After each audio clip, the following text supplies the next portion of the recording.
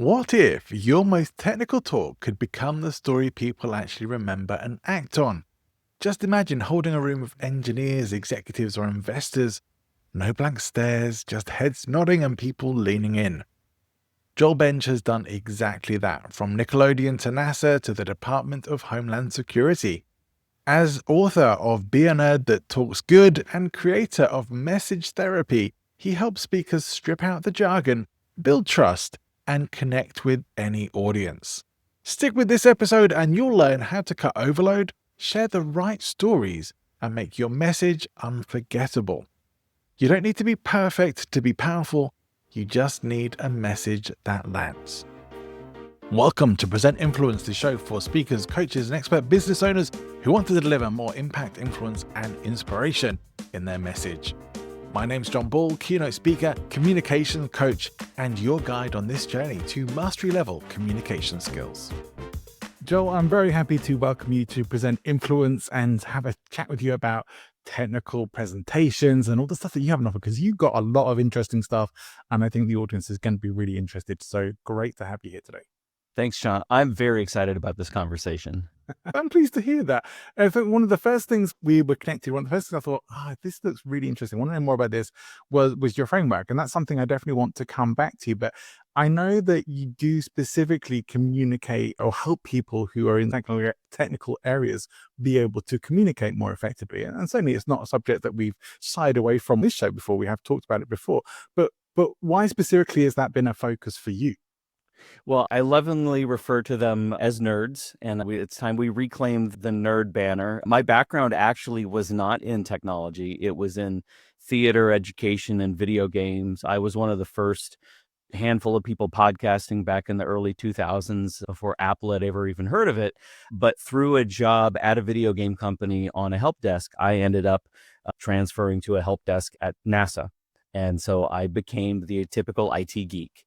And for many, many years, I did all the IT stuff. I was building the servers and in the server room doing cybersecurity and the policy and then compliance and tabulating all the spreadsheets for compliance. And I got an opportunity to work at the federal government. I had applied as a compliance person, and they looked at my background. I did a summer stint at Nickelodeon. So I like to say I've worked from Nickelodeon to NASA and a couple companies that have other letters in between. And they said, do you want to be a communications manager?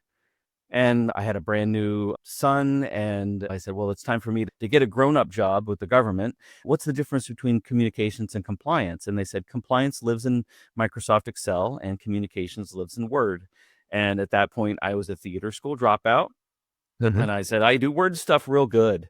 So I spent 6.5 years at the Department of Homeland Security as the primary cybersecurity communications manager at headquarters, coordinating all of the communications and advocating for the end users, advocating for the secretary who had very little time read a lengthy memo. So it was, how do we boil this very complex information down to 3 bullets? While Congress needs to know the status of the program, and you've got about 30 seconds on the floor to share that. So you've got to contribute the best of the best to that briefing. And also writing the change your password as frequently as you change your underwear type of awareness messaging. So it was a crash course in communicating technical things for the average person or the person who had very little time. Putting the best up front. In the government, we have this thing called bluff. A lot of people know this, bottom line up front. But the technical inclination is to put the boring stuff up front, to put the numbers up front. And I said, there's got to be a better way to do this. I had an opportunity to join a startup, and it was based on the founder's PhD thesis, and he couldn't explain it to anybody. It was based on an ant swarm technology that was very biologically driven. And so I came on board to help him temper his instinct to share the secret sauce, which is something that technical people really tend to do. And when the startup ran out of money, I ended up in marketing agencies and branding, because someone looked at me and said, wow, you cybersecurity guy, you've worked in government, you understand the technology, but you're a great communicator. So I ended up in marketing. And so, but for the same technical people that I used to be, the Okay. intelligence community, cybersecurity startup companies, and software companies. And reflecting back, I saw that a lot of technical communicators still need to communicate on behalf of their message themselves. You can't abdicate your message to a marketing company. And so you have the founder that has to do a pitch. You have the salesperson that has to do a human interaction to sell this technology. Sometimes you've got people who have to get on stage as, the subject at hand, and they have to captivate and bring an audience into their vision. And you don't do that by sharing again, the boring stuff up front. So I reflected on sort of my approach to this and just my natural inclination and bringing a little bit of my liberal arts background. And I decided I'm going to help these nerds get better at talking for themselves. I left marketing. What I do, I call it affectionately message therapy. I help you work on your message first up front, do the self work. Sometimes it's individually, sometimes this is across large, vast teams to find the best stuff and the best order to put it in front of your audiences to get them to sit up and pay attention, to have them remember you after you've spoken. That's a challenge. And ultimately to drive them to results. And I, recently wrote a book on it. I designed a card game that I use in my workshops. And it's just been an amazing journey watching these people who previously would say, I can't speak as eloquently as you. And I say, you don't have to speak perfectly well. You only got to talk good. You just got to talk a little gooder than the person that preceded you and the person that follows you. And if you have that edge, you can become a very good technical speaker. It's very interesting to me how it seems that pretty much all of your experience come together to be relevant to where you are and what you do now, which just seems quite amazing. There's I think we often undervalue or underplay how much value past experience can have and how we can apply and bring a lot of it into what we do now. And I seem to speak to more and more people who are creating their businesses, their own business the way they really want them to be, and are able to do that, to inject all these elements and aspects of themselves and bring it all together to create something really, really quite unique, which it seems that that's what you've done as well. Yeah, I never had a plan. I say I've stumbled into every great opportunity, and whether that's I'm fortunate or I'm just open to what the universe wants to hand me. But I've always tried to take experiences with me. A funny case in point is with my model, which I'll talk about a little bit later. I have this concept of the mantra, which is not your tagline. It's not, it's a cultural hallmark of who you are, or a personality hallmark, just things that you always say that that really exposes the root of who you are. I actually got that from seeing Guy Kawasaki, the great tech evangelist, speak Yeah. while I was at the federal government. Many, many, many years later, I incorporated that as part of my model and wrote it in the book. And then the funny story is 2 weeks before the book came out, I realized, oh, I got that from Guy Kawasaki, and I did not reference him in the book at all. And so I cheekily sent him an email. I said, I'm so very sorry. You've been a big inspiration to me. I've included you in my book, but I didn't acknowledge you. So as an apology, I'd love to send you a copy of the book. And I have a podcast of my own called Nerds That Talk Good. I'm just starting it up. And I cheekily said, hey, and by the way, if you'd ever come on my podcast, I'd love to give you a public apology. And he was my 25th podcast guest. Oh, wow. Episode 25, I had the great Guy Kawasaki on, and we had an amazing conversation about tech evangelism and the things that I've learned from him. So it all has sort of come circle for me. I generally have found having a podcast has enabled me as well to be able to connect with people who I really never thought I'd be able to, and to sometimes reach out to people to think, I would love to speak to them. A lot of times they say no, but sometimes, like you've experienced, sometimes they say yes, and you just never know who you might actually be able to land as a guest on your show. That's wonderful. Something you said earlier that come back to before we start taking a look at your framework nights was about how a lot of technical minded people maybe overshare a bit. Was it kind of they lead with too much information perhaps, or give too much away up front? Can you So just say a bit more about that and what really tends to happen there. And I'll tell you what, I ask this because I see this a lot with people from training and teaching backgrounds, that they tend to over deliver, over teach in keynote talks, which is generally not a good idea. So I'm wondering if this is similar to that. Absolutely. So the challenge there, I call it the blank stare moment. And in the book, I talk about the caveman brain. And really, it is an evolutionary biology thing that our brains were made to conserve energy and to conserve calories. And the more you make somebody have to think and parse out what you're presenting to them, the further away they get from you, the more distance you put between you and them, until eventually their brain trails off and they start thinking, well, after this person is done talking to me, I need to do this and that and the other. And did I leave the kettle on? And their brain starts to fade away because they can no longer lock in and pay attention. Right. And I think you hit the nail on the head. This happens an awful lot with teachers and people's whose jobs are to deliver information. But oftentimes when you're speaking, you're doing your first presentation, you're doing sales presentation, you're just interacting for the first time. Your job is not to deliver information that they remember and make a decision. Your job is to open their mind up a little bit, give them one or two things that they hadn't thought about before, and then get the next interaction, or to inspire them to be a little self-reflective and to take another step. And oftentimes especially with sales, it's the inclination to say, I'm going to give you every piece of information that I think you might need to make this decision. And I sure hope to God one of these is the best, is the thing that you're looking for and you'll latch onto. And it's even the same with the typical elevator pitch. And I'm on the record as being anti-elevator pitch. Because if you think about the metaphor, it's, I'm going to lock you in a metal box for 35 seconds, and I'm going to read off these 5 bullets until you come to the conclusion that I want you to come to. And I won't open these doors until you do. And that's adversarial. It's overwhelming. So what I really advocate for is to open up yourself and start emotionally, make a connection with the person you're talking to, and so that they will lean in and actually want to learn more.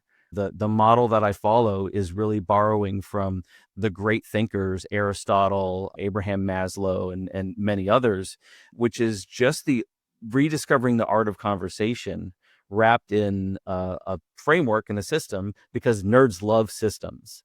And so, I realized this is just the way that I think. But if I can package it so that someone can grasp it very quickly and use what they can of it, then that's a win all around. Yeah, I like that. I get what you're saying about elevator pitches. I think the only reason I don't necessarily hate it is because if you have that and nothing else, it's better than having nothing. That No doubt, you'll say something rather than not saying anything at all, and you've got something ready to go. I kind of view it like, I've done martial arts trainings for years, like what you train, you do. But I also get that it's a little bit like the place where it probably fits best is speed networking events. Yes. You've got 30 seconds to speak to somebody and then they're moving on to the next person anyway, but there's no real connection there. And I completely get what you're saying about that. What the elevator pitch forces you to do is do some work up front, which is another thing that I think technical people don't do. They assume I'm smart and the words will come to me when I need them. And so what the elevator pitch does is it allows you to sit down and think, what are the things that I want someone to walk away with? Where it falls flat is it becomes a checklist, and it becomes I must squeeze all of these in there. And if I see that they're not paying attention or we're about to hit our floor, then you'll notice that people start speeding up and I have to get my last thing in there. And so what I'm much advocate for is do the work up front, literally get the thoughts out of your head onto the table in front of you so that you can make a clear decision about what do I have in my toolbox that I can pull out at the appropriate moment, and to rehearse those. So I'm not saying it shouldn't be a rehearsed thing, but it shouldn't be something that you recite at rote, which as a former theater guy is very much the difference between lines and improv, I would say. Yeah, no, I get it. I think it all, to me, relates that to this idea that you're suggesting, that it's like there's temptation to want to cram in as much information in as short a time as possible, whether that's an elevator pitch or a keynote presentation or even a workshop. Overload is almost just as bad as the opposite, really, of under delivering. It's like it's too much for people to take in. That probably what people take away from that, it ends up being about the same. I think overload is possibly a little bit more scary as well. It is. Yeah. Yeah, man, But that person was great, but I have no idea what they were talking about. Or if you start throwing jargon or acronyms at somebody, that requires them to split their focus, and it requires something in their brain to look up in their little index. Do I know what that phrase is? I don't know what that phrase is. Oh my gosh, am I not as intelligent as this person who's talking to me? And again, all it does is put distance between you and the audience. yeah, I've certainly seen that on stage as well. I'm not going to name names, but you specifically help people to combat this then, and I was very fascinated by the framework that you have, and it's a very simple framework. It makes a lot of sense. It ties into a lot of what I've learned and studied about rhetoric and everything like that over the years. So tell us what your framework is and how you use that with people. Sure. So to do that, I'll use the message deck, which is the workshop tool that I've designed. On the front, actually, you know what? I'll do one better for you because I love props.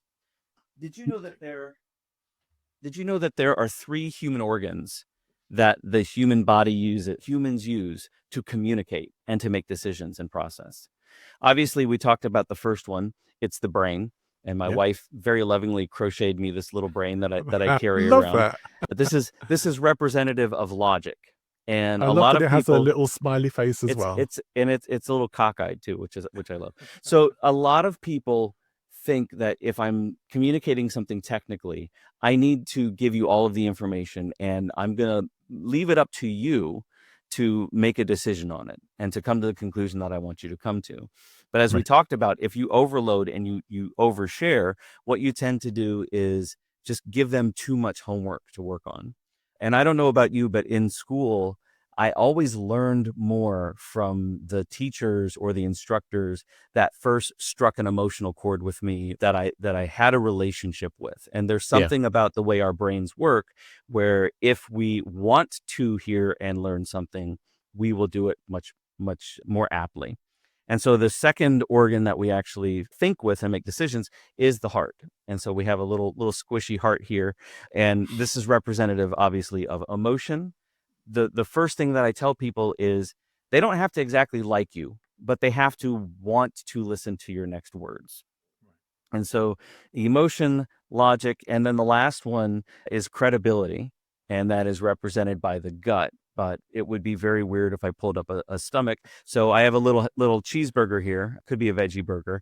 This is representative of the stomach and the gut. And we in almost all of our dealings, we have a gut feeling, right? The Yeah. numbers may make sense. All the technicals may line up, but I just don't trust this person, or this just doesn't make sense to me in my life.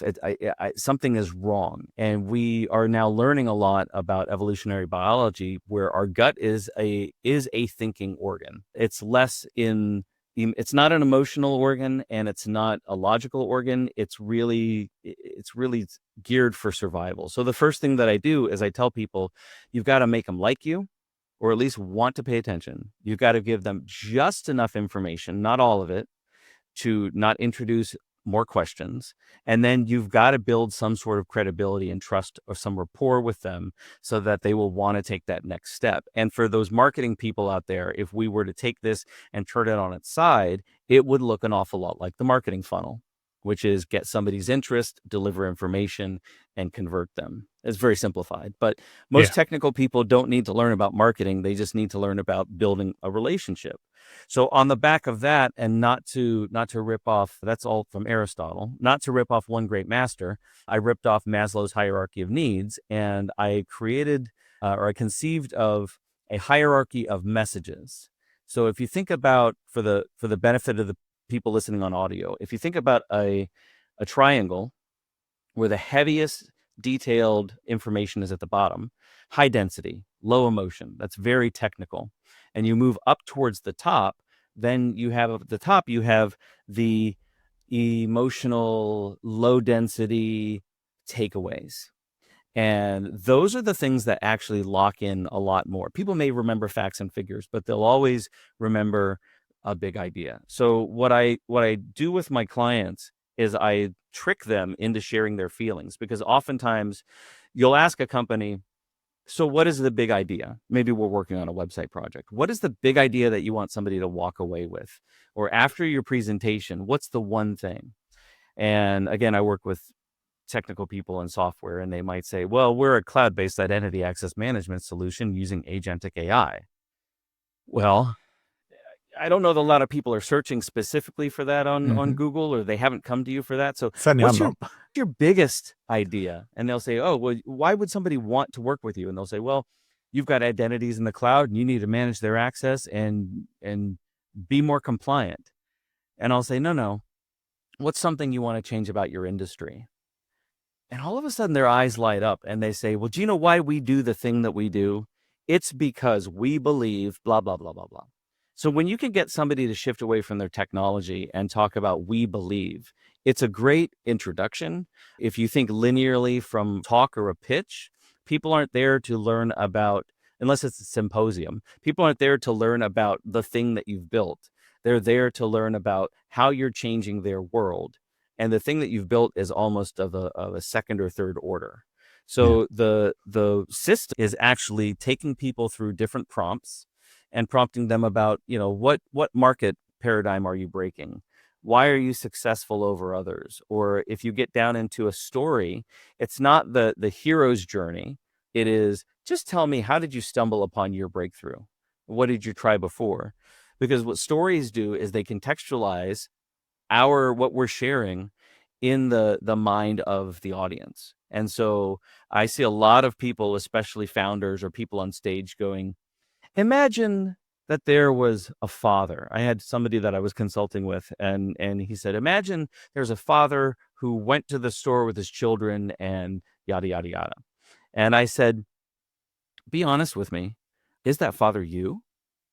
And he said, yes. And I said, well, then let's change your story to, when I go out with my kids, here's a challenge that I often face. Or, how many of you have kids? Imagine you are out with your kids and you face this challenge.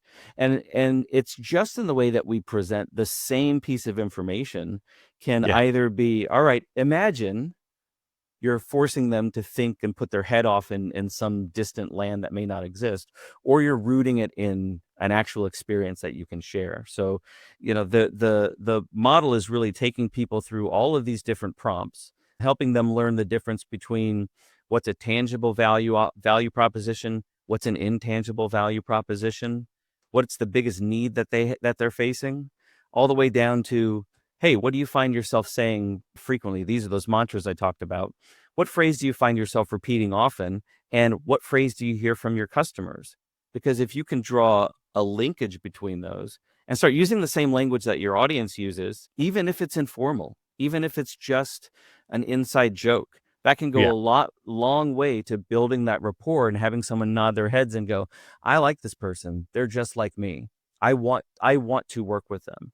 And so what the model and the workshop is really forcing you to not analytically, not intellectually look at your message, but look at it using your heart and using your gut before you do it with your mind. There's so many people, when they're writing a speech, when they're working on a website, they say, what should I put here? And message therapy is about, what could you put there? And what do you want to put there? And then helping you make a reasonable decision, especially as a team. Again, sometimes this works really well with decision making and collaborative thinking. What is the appropriate thing for us to say right now or right here? Yeah. It's interesting, man. I'm curious to get your thoughts on something, because one of the things that I've encountered a number of times working with people, and I've done some videos about this and talked about it in various places, of how sometimes professionalism, especially in the corporate world, holds people back from expressing themselves. That they have this almost like archetype or stereotype of what a professional person should be like, and how a professional person should present themselves. And that generally means not sharing personal information. It generally means not talking about you or yourself, not being particularly emotional about stuff, keeping things on a very sort of level, almost stoic sort of playing field. And that you're supposed to be this sort of leader person, and you have to portray this strong image to do that. And what you're doing is part of helping people to direct around that. But do you, even with those tools, do you still encounter people who really struggle to shake off this idea of what professionals should be like? Absolutely. And I think you hit the nail directly on the head, and especially where we're moving with content and with AI generated content, there is very little vulnerability in it. There's a lot of emotion, and a lot of people think I need to stoke up high emotion in my audience, and I need to make them feel something. Sometimes I need to create an artificial emotion. It definitely happens with a lot of the artificial AI garbage that we're seeing.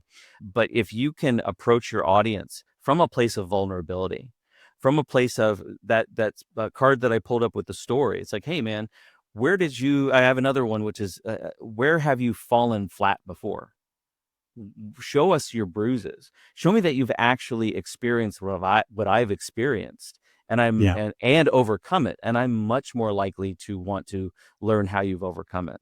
A lot of people like to present themselves, especially in cybersecurity, which is my background. A lot of people like to present themselves as very pristine and clean and 360-degree perfect. And I don't know about you, but I don't want to hang around with perfect people. I don't want to do business with perfect people, Right. because life isn't perfect. And when they encounter a problem, they don't know how to handle it. But if you've had challenges, if you've come from a place of, and we see this pattern a lot in motivational speakers, they start with their personal story. I was here. Maybe you can relate to that. And I've overcome it. And these are the things that I've learned. And I want to spare you the experience that I had and give you what I'm experiencing now. And that before to after is very powerful, even in business. Yeah. If you can't share the before and you just share, we can make your business perfect, we can make your life perfect, people are disinclined to believe it. But if you can say, 100%. I can show you the path to get from where you are right now, because I've been there, to here, and warts and all, and especially again with technical presentations, people saying this is 100% infallible. Well, I don't believe you. But if you say this is what it can do, this is what it can't do, then I want what it can do. That's the most important thing. Yeah. Yeah, I might add perfectionism to my list of charisma killers, because I think it is one, and it's unrelatable. None of us are perfect, and it's unrelatable because we know that no one else is perfect. We know that there's been issues and problems, but they just don't want to share them. So that creates the mistrust. People think it's maybe, again, maybe it's tied in with that sort of fixed mindset sort of thing, or if you show any kind of weakness or anything, that it takes something away from you. But really, it's like having negative reviews for a book or anything online. It's like you should leave them there, because it's people can believe it. They know that not everyone is going to love it. Nothing is for everybody, and that's very much how it should be. So I think it's very valuable what you're saying there. Let me ask you this, because something came up earlier, and I wanted to circle back around to it, about how you told when people are creating their presentations, and how you get people to focus on what the outcome is of that. And it amazes me. I mean, I've worked with hundreds of people in presentations over years, and it amazes me how many people do not have this. They want to create a talk, but they don't have a clear objective for it. Like, well, yeah, you can create a talk without a clear objective, but it's going to ramble. It's going to probably get lost if you don't really know why you're putting it together. How do you help people get to understand how important that is, and how do they generally know when they've got that? So again, that is in the discussion, and forcing people to think about the things that they wouldn't think about. And as a facilitator, as a consultant, that's easy for me to do as an outsider, because I can ask the ands and then and the whys, ask the 3 or 4 whys to dig deeper. It's less easy for people to do it on their own. That's one of the reasons I wrote the book and developed the card system, because it almost takes it almost takes the role of the outside non-participant. I saw a really good consultant once say, "I'm an interested third party. I'm not part of this, but I have an interest in helping you get to the solution." And that again is asking the whys. So what the cards do is they're intended to make people think about things they hadn't thought about before. But I think it's just the challenge of the blank page where people are like, all right, I'm looking at what I'm doing linearly. And so if I'm writing a web page, I'm starting at the top. I'm starting with the headline. Never do that. Write the bottom part first, and then the headline should be reflective of everything else. If you're doing a talk, you're like, all right, I want to start with my opening PowerPoint, slide number 1. And so what I recommend people do is chunk up what they want to say, figure out what they want to say, and then figure out the most appropriate order to delivering it. And that'll help you figure out, like, what's the takeaway. You want to know what the end is. You want to know what the journey is going to be for your audience before you start. And you want to hint at a little bit. You want to give them, again, that big idea is a thread that goes throughout your entire presentation or your piece of content or your talk or what have you. And if you're like, I'm going to build up to this great conclusion, and then they're going to have the aha moment, emotionally, you want to build to an aha moment, but you want to let them know what that aha moment is going to give them, because you want to give them something to look forward to. Yeah, I think that's great.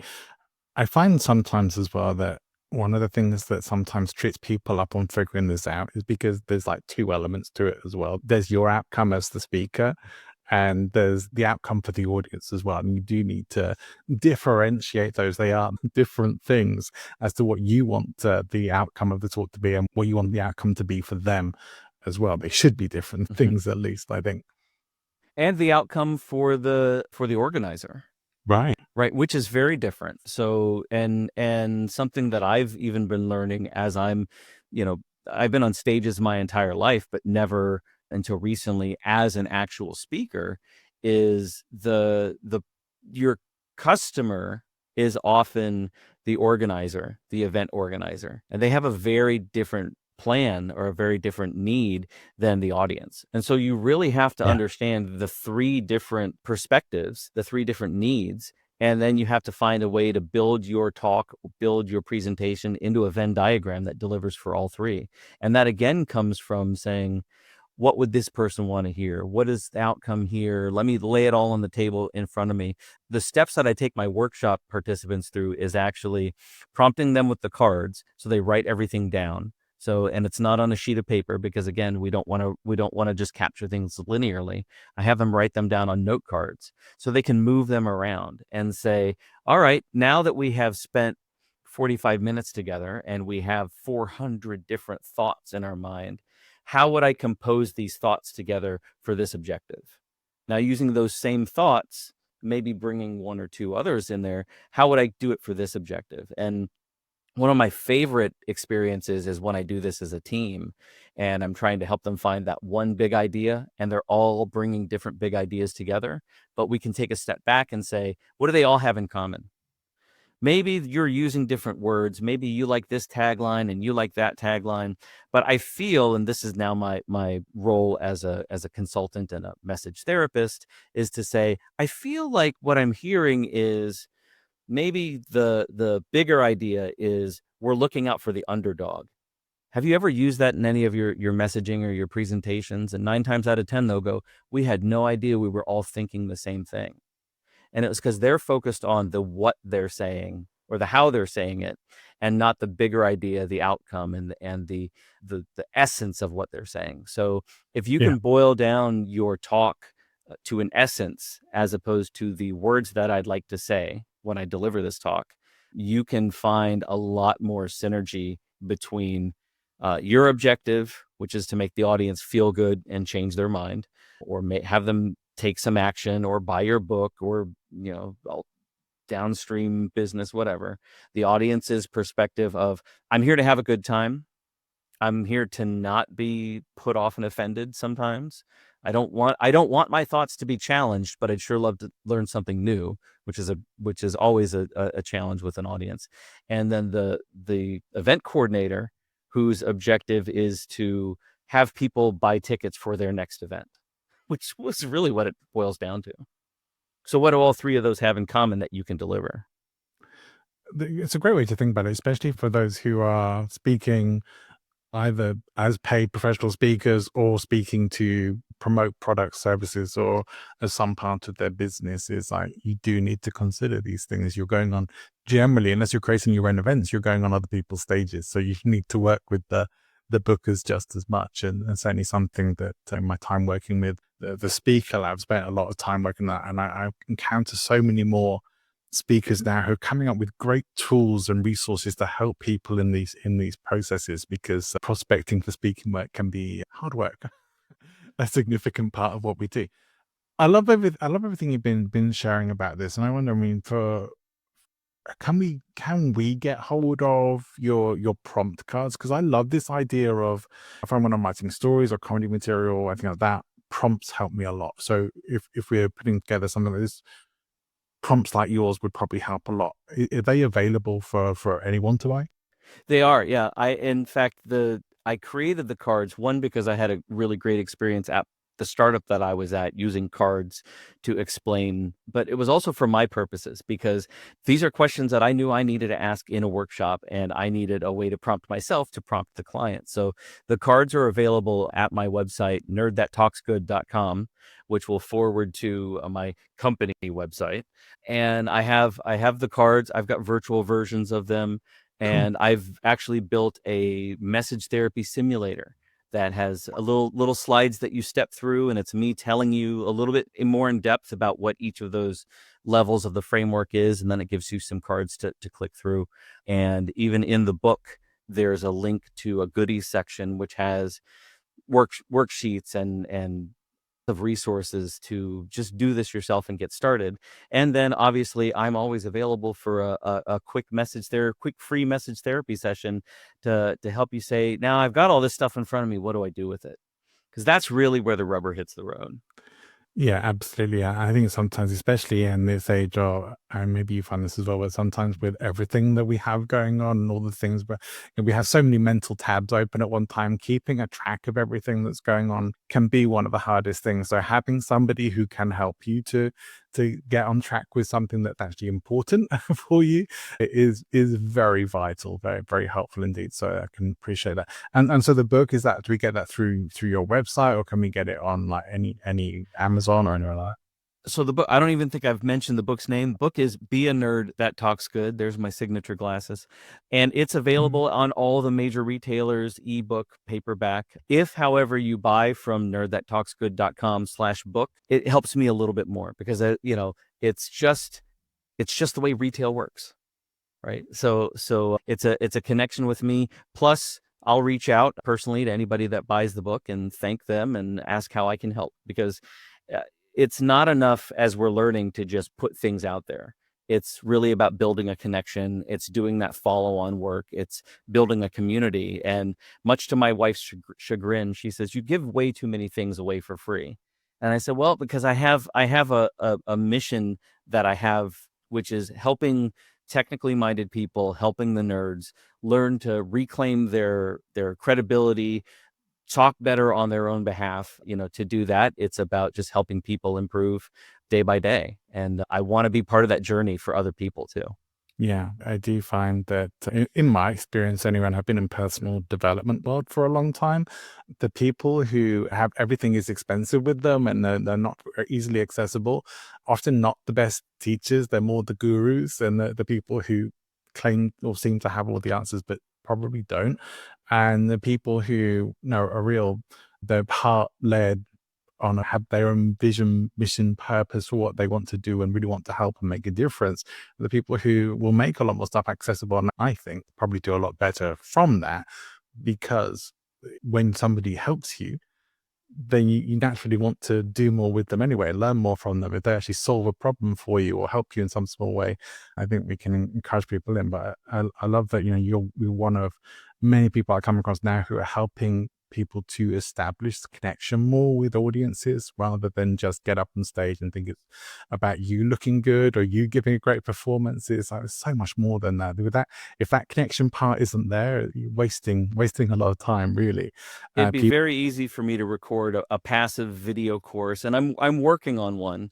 But I always like to make things a little bit more exciting and a little bit more personable. But it'd be very easy for me just to say, "Oh, here, buy this, and you're on your own," which so many people do. But I want to be part of the journey of the people who I'm helping.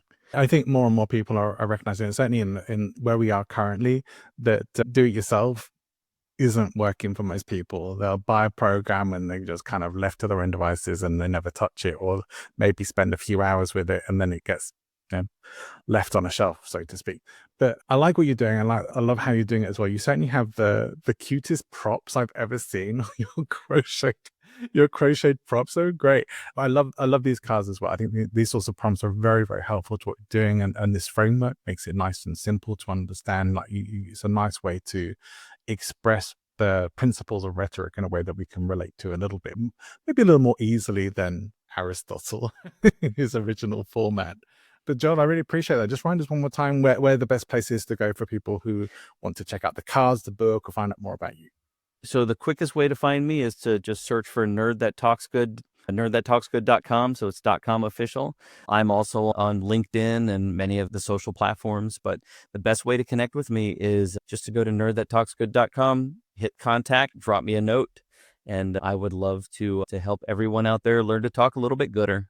I certainly hope for the speakers and presenters who have been watching the video version of this, which I do recommend because you're missing a lot if you haven't been watching the video. The just simple things like having the props ready, having everything you displayed is, and the way you like switched cameras and something that you've inspired me to learn OBS as well. But these things are just great in terms of you're presenting yourself really well and you lay everything out really simply. And it's been a real pleasure to see what you do and to learn more about your framework, everything that you have to offer. And I've thoroughly enjoyed the conversation, Joel. Thank you for coming on Present Influence. Just imagine walking off stage knowing people aren't just politely clapping, but quoting your words, sharing your stories, and remembering you long after the slides are gone. Joel's message therapy framework shows that when you balance head, heart, and gut, even the most complex ideas can stick. That's how he's helped everyone from tech founders to government leaders talk good and be heard. Now it's your turn. Subscribe to Present Influence, drop your takeaway from this episode into the comments, and share this with a speaker who needs it. The clearer your message, the bigger your impact. See you next time.